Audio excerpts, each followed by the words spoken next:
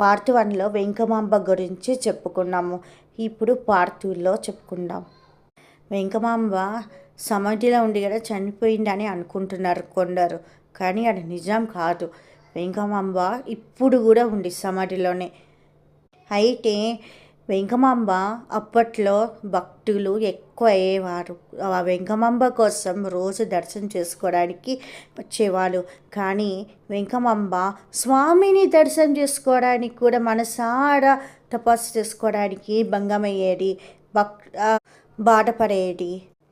వెంకటేశ్వర స్వామి వెంకమాంబతో ఇలా చెప్తాడు, వెంకమాంబ నేను ఇక్కడ గుహడికి ఇక్కడికి రా, ఇక్కడ గుహలు ఇక్కడ చూపిస్తున్నాను, ఈ గుహలలోనే ఇక్కడ ఉండు, ఎవ్వరికీ తెలియదు, నువ్వు ఎంతసేపు అయినా తపస్సు చేసుకోవచ్చు అని వెంకటేశ్వర స్వామి గుహ చూపిస్తుంది.